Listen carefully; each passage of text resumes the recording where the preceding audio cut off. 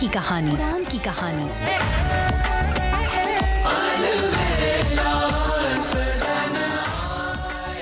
Radio मनोरंजन पर उड़ान की कहानी कार्यक्रम सुनने वाले हमारे सभी श्रोताओं का और कार्यक्रम देखने वाले हमारे सभी दर्शकों का हम हृदय की गहराई से स्वागत करते हैं। मैं हूँ रत्ना और आप पहुँची हूँ इस सप्ताह एक और नई उड़ान की कहानी को लेकर।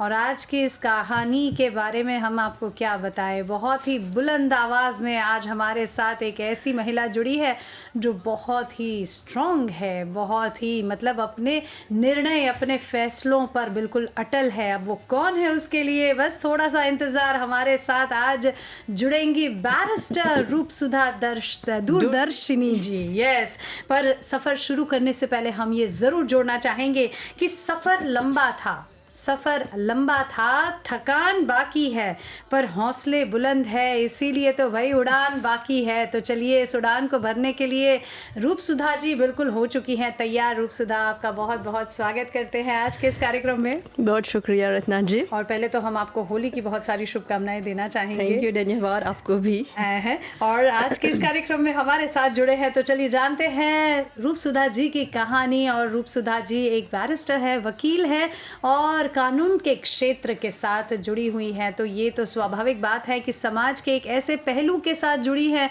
जहाँ पर आए दिन वो बहुत सारे ऐसे केसेस का सामना करती हैं। और आज वे इस स्तर पर पहुँच चुकी हैं जिसे उन्होंने समाज को बहुत ही करीब से उन्होंने देखा है, परखा है, समझा है। और आज वे महिलाओं के हित के लिए बहुत ही कार्य करती हैं। तो चलिए आज रूपसुधा जी से हम ज़रूर जानेंगे। रूपसुधा जी, पहले तो हम ज़रूर जानना चाहेंगे कि आप कितने सालों से कानून के क्षेत्र के साथ जुड़ी हुई हैं? मैं पिछले 13 इयर्स सालों से कानून के क्षेत्र में काम कर रही हूँ बैरिस्टर के रूप में। हाँ, और आपको ये प्रेरणा, इंस्पिरेशन कहाँ से मिली और किसने आपको दिया? और ये मतलब आपने कैसे सोचा कि एक दिन आप बैरिस्टर बनेंगे? सच कहूँ तो मेरी सबसे बड़ी प्रेरणा मेरे पिताजी रहे हैं, क्योंकि वो उनका सपना था कि वो खुद वकील बने, लेकिन पारिवारिक और फाइनेंशियल डिफ़िकल्टीज़ की वजह से वो उनका सपना पूरा नहीं हो सका।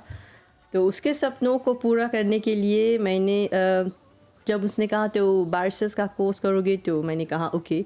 लेकिन पहले दिन ही जब मैं LLB क्लास में गई तो मुझे पता था कि I love this subject and I want to do this. So yeah, तो एक तरह से आपका सपना साकार हुआ, कह सकते हैं। यस। हाँ। और महिला होने के नाते आपने जब शुरू में जब आपने ज्वाइन किया था कोर्स, तो आपको किन किन चैलेंजेस का, किन किन मुश्किलों का सामना करना पड़ा? महिला होने के नाते मैंने चुनौतियाँ सिर्फ प्रैक्टिस में के शुरू के होने के पहले से ही मुझे चैलेंजेस का सामना करना पड़ा। जैसे कि जब मैं वकालत पढ़ना चाहती थी तो मैंने एक मेल लॉयर से सलाह लिया। तो उन्होंने कहा कि ये तो लड़कियों के लिए नहीं है, थोड़ा आसान सा सब्जेक्ट करो, आर्ट्स या म्यूज़िक करो। तो उसी दिन मुझे समझ आ गया कि ये मुझे सिर्फ लॉयर नहीं बनना है, लेकिन ये मेरे अपने अस्तित्व के लिए भी बहुत ज़रूरी है, मुझे लड़ना है। तो जब मैं 2013 में मॉरिशन बॉ में I was called to the bar, तब ये दुनिया जैसे ज़्यादातर पुरुष प्रधान थी।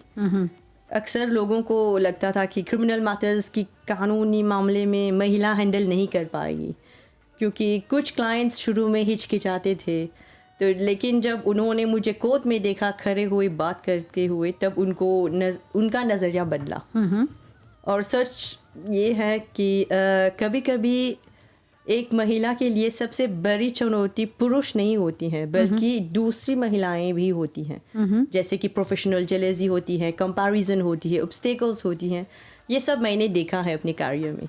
लेकिन मैंने ये भी सीखा कि दूसरों के व्यवहार से अपनी नीति और अपनी चरित्र को कमज़ोर कभी नहीं करना चाहिए। यानी आपको फोकस्ड रहना है। या और जब एक महिला प्रोफेशनल लैडर पर ऊपर चढ़ती है तो लोग अक्सर कहते हैं ज़रूर कोई शॉर्टकट का यूज़ किया होगा क्योंकि औरत है। बिकॉज मैं समझती हूँ कई बार हाँ, चरित्र पर पहले उंगली उठती है। एग्जैक्टली, सो इजी, बिकॉज लोग आपके काम पर बात नहीं कर सकते हैं तो आपके चरित्र पर कहते हैं। लोग यही नहीं देखना चाहते हैं, नहीं सोचते हैं कि आपके माँ बाप के त्याग, आपके परिवार और दोस्तों की सहारा, आपके लगातार मेहनत, ये लोग नहीं देखते हैं। बिल्कुल। तो सिर्फ मैंने एक बात समझी है, अगर आप ईमानदारी, तैयारी और हिम्मत के साथ काम करोगे तो आपको कोई नहीं रोक सकता है। ये भी बिल्कुल ये सब सही कहा। चैलेंजेस हमेशा होंगे अपनी ज़िंदगी में। तो एक तरह से देखा जाए तो महिला को अपनी पूरी तैयारी रखनी चाहिए, क्योंकि आगे जैसे ही आप बढ़ोगे, जैसे ही प्रगति करोगे, जैसे ही अपना नाम कमाओगे, तो ये सारी उलझने, ये सारी अड़चन तो पहले आती है। Exactly. और जैसे कहते हैं ना कि फलदार पेड़ होता है उस पर पत्थर पहले पड़ते हैं। तो लेकिन चैलेंजेस होने से आपको आपकी इंस्पिरेशन कम नहीं होना चाहिए। You have to keep on fighting. बिल्कुल। और ये लड़ाई आपने तब से शुरू की जब से आपने कदम रखा, क्योंकि जब से आपने शुरुआत की, आपने वो चैलेंजेस को फेस किया, आपने देखा कि किस तरह से लोगों की मेंटालिटी आपकी तरफ बदल रही है। तो मैं ये ज़रूर जानना चाहूँगी कि आपका जो पहला केस था उसको आपने किस तरह से, मतलब आपका पहला केस कैसा रहा, और आपने ये जो चैलेंजेस है, जो भी आपके लाइफ में चैलेंजेस आए, उससे आपने सीखा क्या? सबसे पहले जैसे हम चैलेंजेस की बात कर रहे थे, तो मैंने क्या सीखा चैलेंजेस से?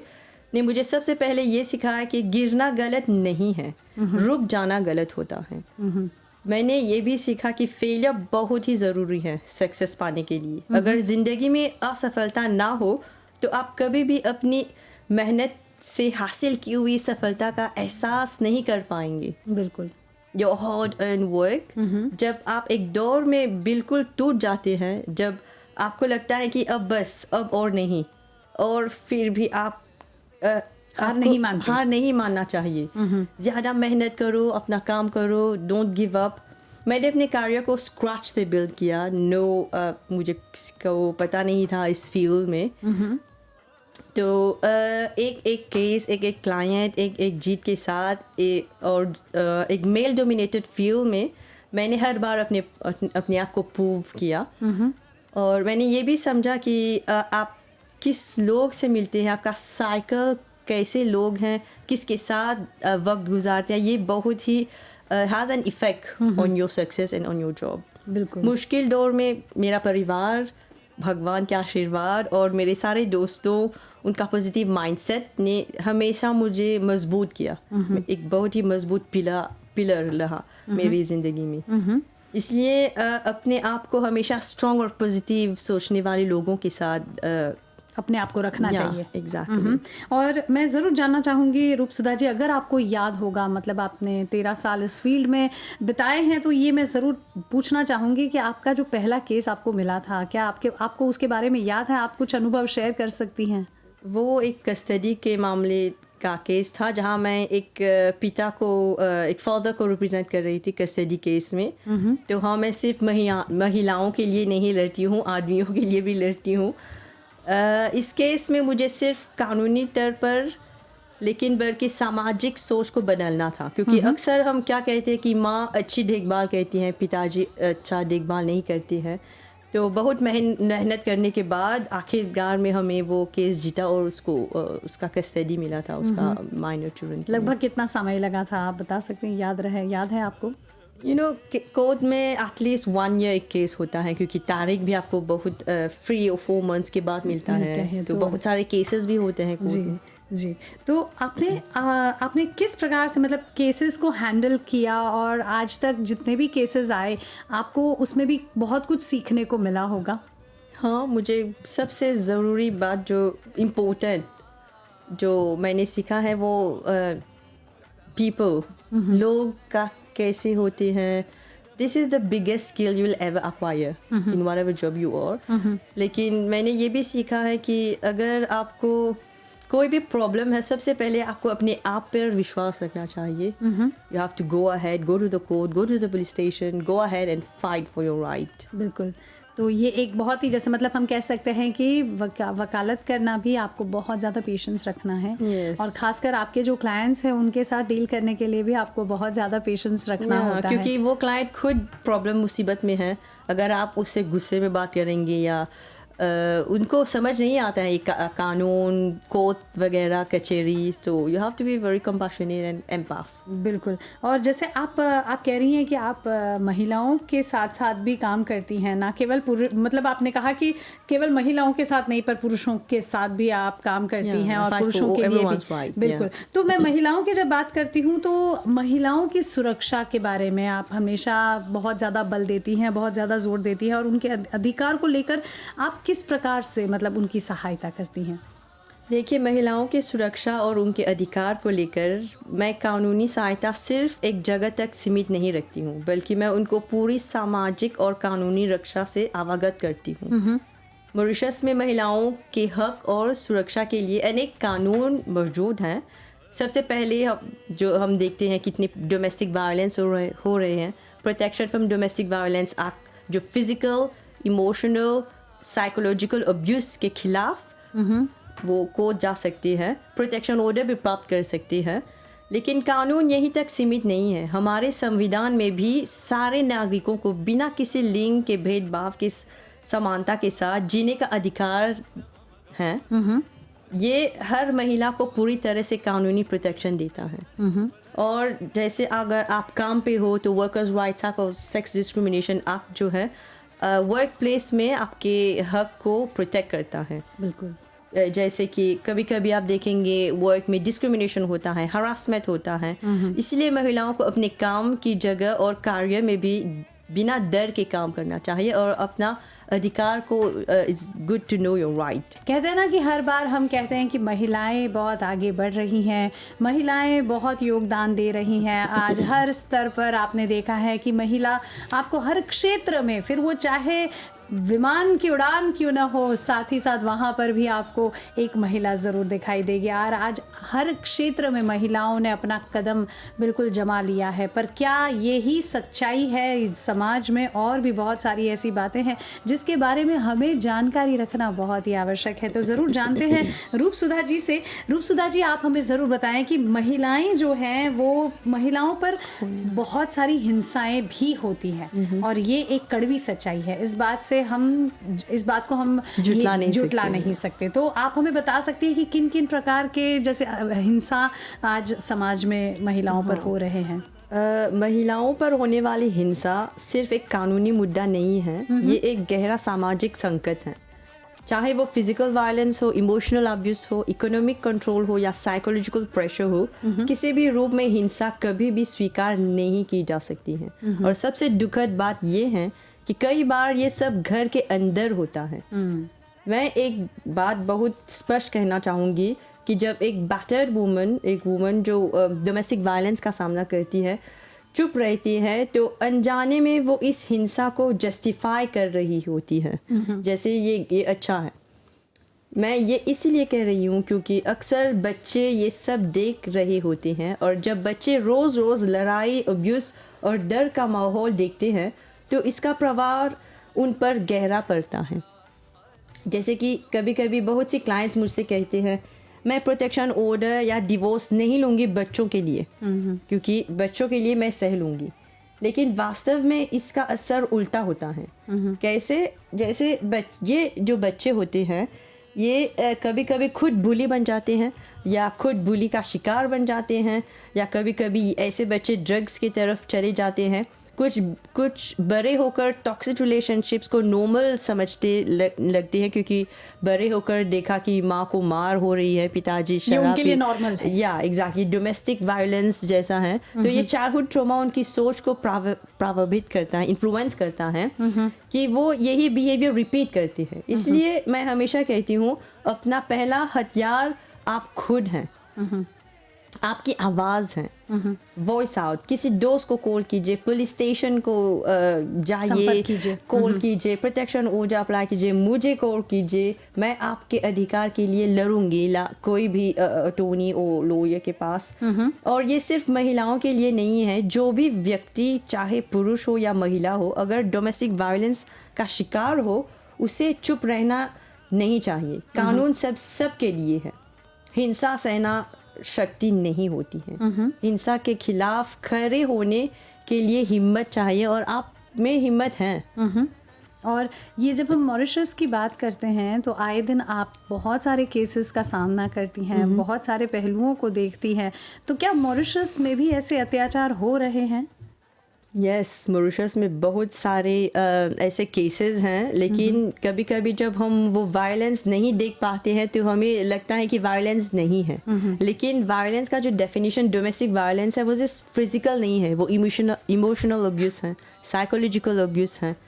हमारे समाज में आज भी महिलाओं पर हिंसा और अत्याचार एक गंभीर सच्चाई है। ये सिर्फ एक कई सालों पहले की इशू नहीं है, बल्कि आज भी हमारे नज़र के सामने दिख रहा है। शायद वो हमारे नेबर हो, वो हमारा कोलीग हो या हमारा बेस्ट फ्रेंड हो, वो कोई भी हो, लेकिन हम चुप रहते हैं। सबसे पहले डोमेस्टिक वायलेंस, जैसे मैंने कहा, वर्बल अब्यूज़ और घर के अंदर की हिंसा अभी भी बहुत सारी महिलाओं का रियल लाइफ एक्सपीरियंस है, भले हम 2026 में हैं तब भी। मैं बहुत ऐसे केसेस को जानती हूँ, जैसे वो औरत CEO हो या हाई पोजीशन हो काम में, लेकिन फिर भी ये सब हिंसा हो रही है। इसके अलावा हिंसा के सभी फॉर्म्स होते हैं, जैसे मैंने कहा, इमोशनल, साइकोलॉजिकल, डिजिटल हरासमेंट बहुत होते हैं आजकल यूथ में। जैसे आप किसी को हरास कर सकते हैं, जैसे किसी का एक्स वो पिक्चर पोस्ट करेगा, थ्रेटन करेगा, इसलिए इस सब के लिए कानून होता है। हमारे देश ने डिजिटल वायलेंस अगेंस्ट वुमेन जैसे मुद्दों पर भी अवेयरनेस कैंपेन चलाया है, क्योंकि आज के डिजिटल युग में ऐसे online abuse, cyber stalking and harassment भी महिलाओं को पर प्रभावित होता है। और दुख की बात यह है कि एक्सट्रीम केसेस तक भी हम पहुंच चुके हैं। इस साल शुरू होते ही मॉरिशस में एक महिला को उसके घर में उसका मर्डर किया और उसके पति को अरेस्ट किया गया था। ये घटना बहुत सी कम्युनिटीज़ में होती हैं।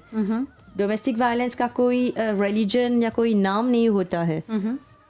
इस प्रकार के अत्याचार हमें याद दिलाते हैं कि महिलाओं पर हिंसा अभी भी रियल है, गंभीर की तरह।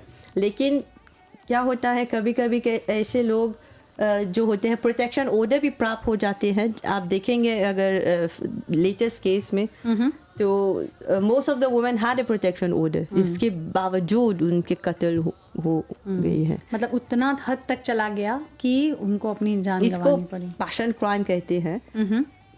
और जब महिला काम पर जाती है तो वहाँ पर दूसरी तरफ का अब्यूज़ होता है, या जैसे डिस्क्रिमिनेशन। लेकिन यहाँ जो मैं एम्फासिस डाल रही हूँ वो फिजिकल, इमोशनल या साइकोलॉजिकल। जैसे कभी कभी आपके पार्टनर्स में नार्सिसिस्टिक बिहेवियर होते हैं, आपको वो make you believe that you are the problem, आपने ये किया तो ये आपकी वजह से हो रहा है। लेकिन ये 1 दिन 2 दिन सालों तक महिलाएं इस सब को ट्रॉमा में बर्दाश्त करती हैं। तो मुझे ये कहना कि ये गलत है। आपको अगर बच्चों के बारे में सोच रही है तो फिर बच्चों के बारे में डबल थिंक करो, क्योंकि ये उनको अफेक्ट कर रही है। आपको पता, you don't realise it but it is affecting your kids as well. कहीं ना कहीं जैसे मैंने बार बार इस पर बल दिया है कि आज हम 2026 में हैं, आज हम तकनीक के साथ आगे बढ़ रहे हैं, बहुत ज़्यादा मॉडर्नाइजेशन की हम बात करते हैं, बहुत ज़्यादा हम इवॉल्व हो रहे हैं, पर उस इवॉल्वमेंट के बावजूद आज भी समाज में बहुत सारे ऐसी जगह है जहाँ पर महिलाएं आज भी वर्बल अब्यूज़, डोमेस्टिक वायलेंस का सामना कर रही हैं, और वो भी चुप्पी लगाकर। जहाँ पर चुप्पी लग जाती है वहाँ पर हम उस हिंसा को और बढ़ावा दे रहे हैं। कहीं ना कहीं महाभारत में भी कहा गया है ना कि अत्याचार जो करता है वो तो पापी है ही, पर जो अत्याचार सहता है वो भी कहीं ना कहीं उस पाप का भागीदार बनता है। तो ये एक बहुत ही बड़ी बात रूपसुधा जी ने कही है। और आज जब हम विकास की बात करते हैं, जब हम एक कहते हैं ना कि आज महिलाओं का योगदान बहुत ही भारी मात्रा में समाज में देखने को मिलता है। कहीं ना कहीं देखा जाए तो पहले के समय में जब परिवार आर्थिक बल नहीं हुआ करता था, उतना फाइनेंशियली स्टेबिलिटी नहीं थी, पर जब महिलाओं ने भी वो योगदान देना शुरू किया, महिलाओं का वो जो सपोर्ट आना शुरू हुआ, तब जाकर कहीं ना कहीं घर परिवार में वो फाइनेंशियल स्टेबिलिटी दिखाई देने लगी। पर इसके बावजूद भी महिलाओं को जो रिस्पेक्ट, जो स्थान मिलना चाहिए, कहीं ना कहीं उसमें अभी भी आज भी कहीं ना कहीं वो कमी महसूस हो रही है। तो हम ज़रूर जानना चाहेंगे रूपसुधा जी से कि रूपसुधा जी, आज के समय में महिलाओं के लिए शिक्षा और रोजगार कितना ज़रूरी है? बहुत ही ज़रूरी है।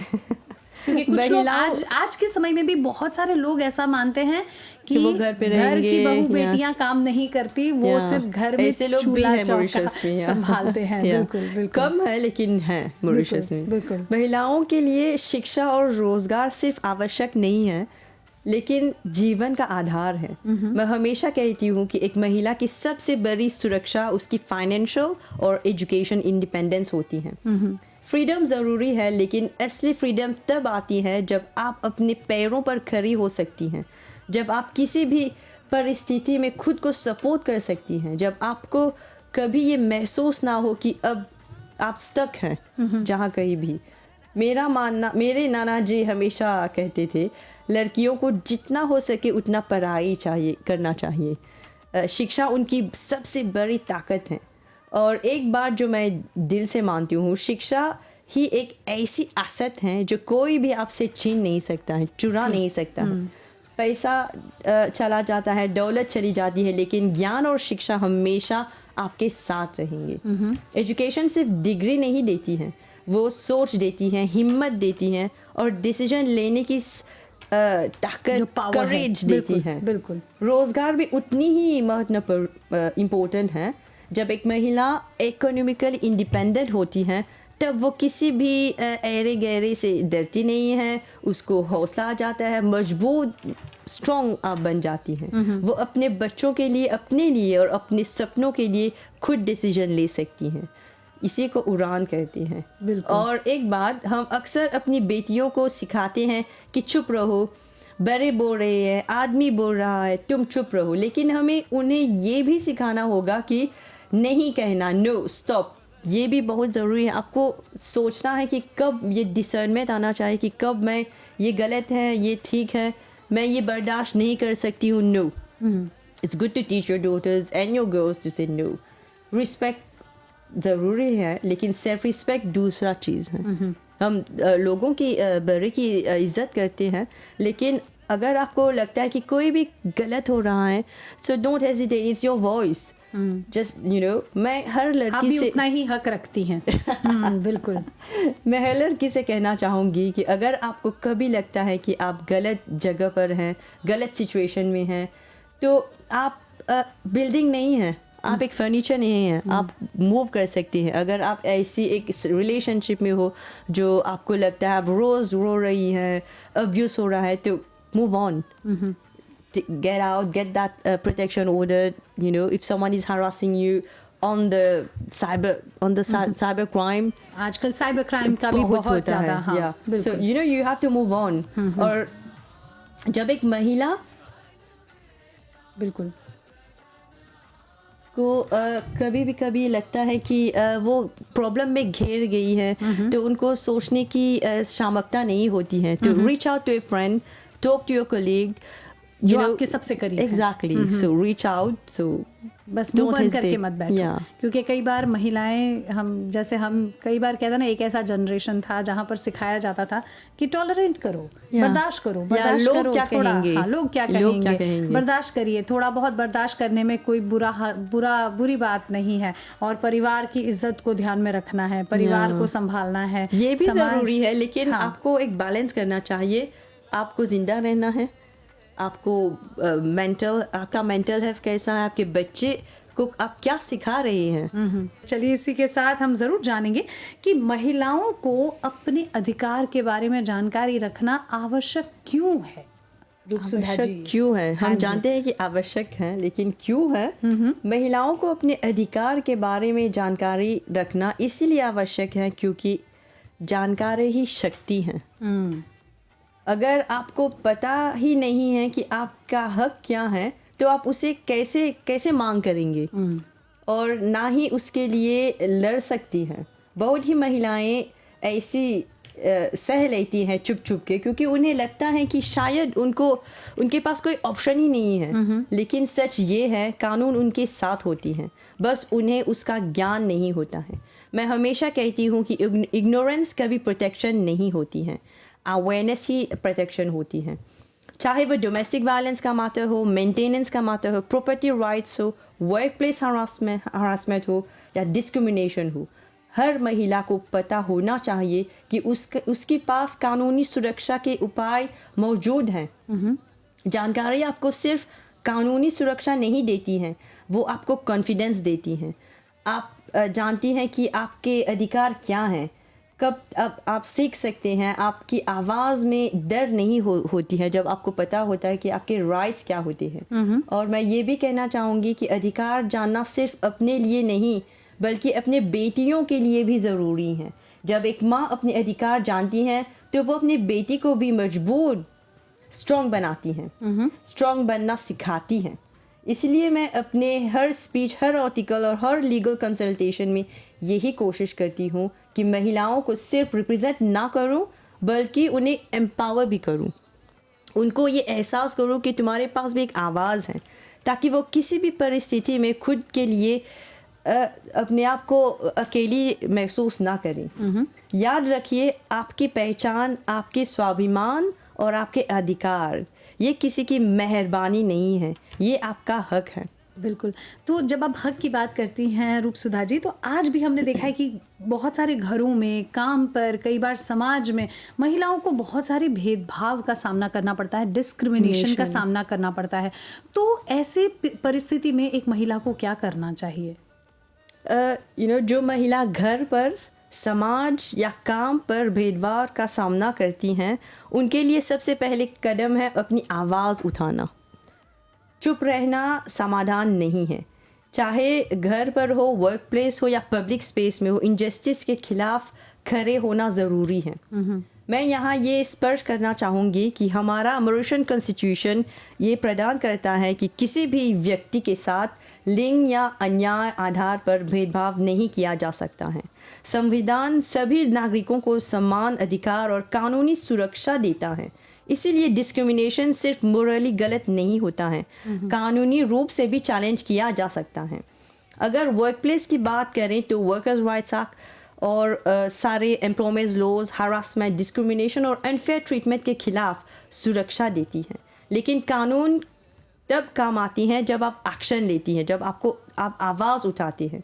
सबसे पहले हर इंसिडेंट का एक प्रॉपर लॉग मेंटेन कीजिए। अगर आपके साथ ये हो रहा है काम पे, डेट लिखिए, टाइम, किसने क्या कहा, अगर मुमकिन हो तो वर्बाटिम लिखिए किसने क्या कहा, कौन विटनेस था, उनके नाम, सारे डॉक्यूमेंटेशन आपके पास रखिए, so that when you will take legal action you have all the informations. फिर मैटर को तुरंत अपने इमीडिएट सीनियर को वर्बली और राइटिंग में रिपोर्ट में दीजिए। अगर कुछ नहीं होता है तो एचआर के पास जाइए, अगर ये भी नहीं होता है तो डायरेक्टर लेवल में जाइए। अगर फिर भी कुछ नहीं हो रहा है तो आप लेबर ऑफिस में कंप्लेंट फाइल कर सकते हैं। और इसके अलावा आप एक वकील को देख सकते हैं या अटॉर्नी को जैसे कि आप सिविल केस कर सकते हैं डिस्क्रिमिनेशन या हरासमेंट के खिलाफ। कोर्ट में माध्यम से आप अपने अधिकार को एनफोर्स कर सकती हैं और अप्रोप्रिएट रिलीफ या कंपनसेशन भी मांग कर सकती हैं। आप अकेली जा सकती हैं, लेकिन ज़्यादा प्रभावित होता है कि अगर आप एक लॉयर के साथ जाएं जो रेलेवेंट लीगल प्रोविजंस और केसों को मजबूत बनाती है अपने केस को।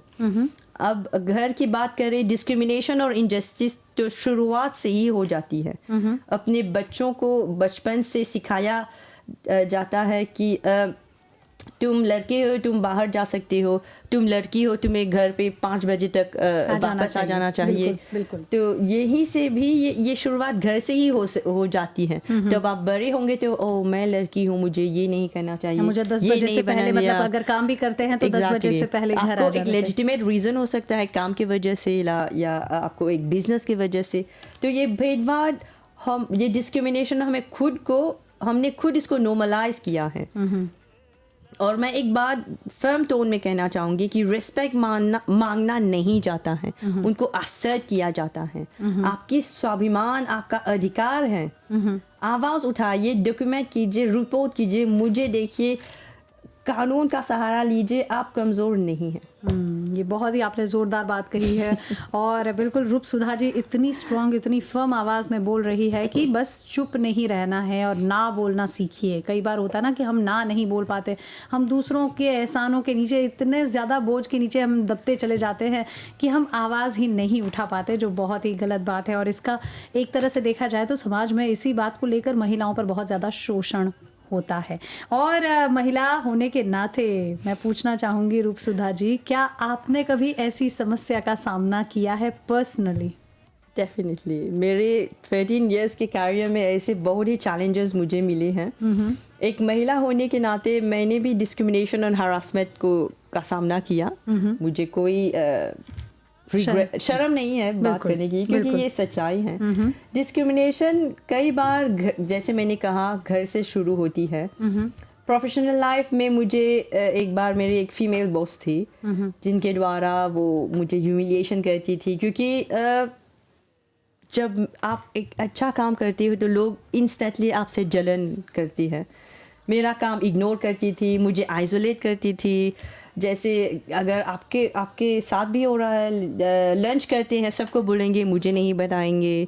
ओ जैसे आपको बॉयकॉट किया जा रहा है। एग्जैक्टली। लेकिन मैंने कभी भी गिव अप नहीं किया। मैंने हमेशा काम पर वक्त पर गई। मैं हमेशा अपने काम बहुत अच्छी तरह से कर रही थी। मैंने मैटर्स को एस्केलेट किया ताकि, क्योंकि मैं केस नहीं करना चाहती थी, क्योंकि I don't want to go to court. So we talk to make it so that we can work together. लेकिन उसके बाद उसने कई और लोगों के साथ ये किया और फाइनली उसको डिमोट किया गया, यू नो। लेकिन everyone was shock, like oh तुमने जाकर बोला। मैंने क्या कहा कि हाँ ये मेरा हक है, she is doing wrong to me, I have been tolerating it. और एक बार जब मुझे प्रमोशन मिला था तो कैरेक्टर असैसिनेशन, जैसे डिफामेशन कहते हैं, का सामना भी करना पड़ा एक मेल कोलीग के साथ। सो सिर्फ औरत ही चैलेंजेस नहीं होते हैं, मर्द भी चैलेंजेस होते हैं। जैसे अफवाहें फैला रहा था, मैंने तुरंत मैटर को राइटिंग में एस्केलेट किया और फिर वार्निंग दिया और कहा कि अगर तुम नहीं रुकोगे तो मुझे लीगल एक्शन लेना पड़ेगा। एंड देन उसके बाद लोग आपको नहीं पसंद करेंगे, क्योंकि आप अपने हक के लिए लड़ रही हैं, आवाज उठा रहे हो। एग्जैक्टली। तो मुझे कोई फर्क नहीं पड़ता था। मैंने सीखा विक्टिम बनना अपनी पहचान नहीं होती है, आपका रेस्पॉन्स आपकी पहचान होती है। आप कैसे रिएक्ट करते हैं, जैसे आपने कहा महाभारत में कहा गया था, अगर आप इनजस्टिस को सह रही है तो वो सबसे बड़ा पाप होता है। Quite true. लेकिन कुछ लोगों को ये पुश देना ज़रूरी है, ये इंकरेजमेंट देना, ये एम्पावरमेंट देना बहुत ज़रूरी है, जो मैं ये भी करती हूँ। तो अगर आप इस स्थिति में हैं, तो अगर आप हमें सुन रहे हैं, तो I hope we are encouraging you to come forward and report any injustice, voice out करना। सही बात है। मैं टूट सकती थी लेकिन मैंने खुद को और मजबूत बनाया। चैलेंजेस जो आपने चॉइस की, आपने चूज किया कि आप अपने आप को बिखेरने के बजाय आपने और मजबूती से उसका सामना किया। और फिर उसके बाद जो फीलिंग होता है वो बहुत ही स्ट्रॉन्ग एंड हैप्पी फीलिंग होता है कि आपने अपने आप के लिए स्टैंड अप किया। मैं समझती हूँ ये बहुत ज़रूरी है। और जब हम एम्पावरमेंट की बात करते हैं, वुमेन एम्पावरमेंट की बात करते हैं, महिला सशक्तिकरण की बात करते हैं, तो आपके लिए स्पेशली ये वर्ड क्या मायने रखते हैं? जो भी लोग मुझे जानते हैं सुधा तो वुमेन एम्पावरमेंट के एम्बेसडर है। वुमेन एम्पावरमेंट मेरे लिए सिर्फ एक स्लोगन या एक इवेंट का थीम नहीं है। मेरे लिए वुमेन एम्पावरमेंट का मतलब है एक महिला को अपनी पहचान को समझना, अपनी आवाज़ को पहचानना और अपने फैसले खुद लेना। एम्पावरमेंट का मतलब सिर्फ फ्रीडम नहीं होता है, उसका मतलब होता है self respect, financial independence, education, economic independence और अपने लिए नो, नहीं, स्टॉप कहना और कब कहना, ये बहुत ज़रूरी है। लेकिन मैं ये भी स्पष्ट कहना चाहूँगी कि वुमेन एम्पावरमेंट का मतलब ये नहीं है कि हम पुरुषों के बिल्कुल सेम टू सेम हो जाए। ये बहुत एक मिसकॉन्सेप्शन है, that we want to be equal as men. हम और पुरुष एक जैसे कभी नहीं हो सकती है, क्योंकि फिजिकली हम डिफरेंट हैं, इमोशनली हम डिफरेंट हैं, साइकोलॉजिकली हम डिफरेंट हैं, और शायद इसी में हमारी खूबसूरती है। हम एक दूसरे को कॉम्प्लीमेंट करना चाहिए। जैसे हम कंपटीशन के लिए नहीं बने हैं, हम कॉम्प्लीमेंट करना, we have to complement both each other. बिल्कुल। समझ तक मजबूत होता है जब पुरुष और महिला एक दूसरे को समझेंगे, रिस्पेक्ट करेंगे और सपोर्ट करेंगे। एक और बात जो समझना ज़रूरी है, एक महिला हर महीने अलग इमोशनल और फिजिकल साइकिल से गुजरती हैं। इसके साथ साथ जो महिलाएं काम भी करती हैं और घर भी संभालती हैं, डबल दुगना रिस्पॉन्सिबिलिटी होता है। इसीलिए अंडरस्टैंडिंग बहुत ज़रूरी है दोनों मेल और फीमेल के साथ। मेल आपके पति हो सकते हैं, आपका भाई हो सकता है, आपके पिताजी हो सकते हैं, आपका बॉयफ्रेंड हो सकता है। एम्पावरमेंट का मतलब है एक महिला को इतना मजबूत बनाना है कि वो अपनी इंडिविजुअलिटी के साथ खड़ी हो सके बिना किसी कंपैरिजन के। मेरे लिए वुमेन एम्पावरमेंट का अर्थ है इक्वालिटी के साथ डिग्निटी, फ्रीडम के साथ रिस्पॉन्सिबिलिटी और स्ट्रेंथ के साथ कंपैशन। बहुत ही बड़ी बात कही है, क्योंकि कई बार हम कंपैरिजन में ये भूल जाते हैं कि हम हर हाल में अलग हैं और यही इस रिश्ते की खूबसूरती है और इसे समझना है बहुत ही अच्छे तरीके से। और जितनी भी महिलाएं हमारे साथ जुड़ती हैं, जितनी महिलाएं जो घर पर रहती हैं, काम या तो काम से निवृत्त हो चुकी है या काम तो नहीं करती पर घर का पूरा ख्याल रखती है, घर फैमिली को सपोर्ट करती हैं। साथ ही साथ बहुत सारी ऐसी महिलाएं हैं जो काम भी करती हैं, घर भी संभालती हैं, सास को भी संभालना है। बिल्कुल, परिवार को संभालना ये कोई छोटी बात नहीं है। तो ऐसे लोगों को आप आखिरी क्या मैसेज देना चाहेंगी रूपसुधा जी? इस इंटरनेशनल वुमेंस डे जो 8 मार्च पर सेलिब्रेट होता है, पर मेरा सभी महिलाओं के लिए सिर्फ एक संदेश है, आप अपनी शक्ति को पहचानिए। आप कमज़ोर नहीं हैं, आप सिर्फ रोल्स नहीं निभाती हैं, आप घर बनाती हैं, आप कार्य बनाती हैं, कभी कभी खुद को तोड़कर फिर से बनाती हैं। शिक्षा हासिल कीजिए, फाइनेंशियली इंडिपेंडेंट बनिए, अपने अधिकार जानिए और जब ज़रूरत हो नो नहीं, स्टॉप कब कहना है ये सीखिए। रोना ठीक है, गिरना भी ठीक है, लेकिन रुकना मना है। रुकना ठीक नहीं है। 1000 बार गिरो, लेकिन 101 बार 1001 टाइम गेट अप। कोशिश करिए। You will say, oh, it happens to me. ये नहीं होगा, फिर होगा, ज़रूर होगा। जब तक आपको सक्सेस मिलना की तरफ जाना है, आपको ज़रूर चैलेंजेस मिलेंगे, क्योंकि फेलियर के बिना सक्सेस नहीं है।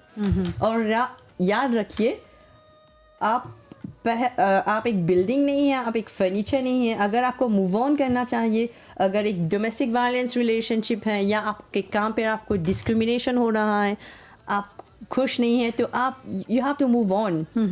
मूव कीजिए, खुद पर विश्वास कीजिए।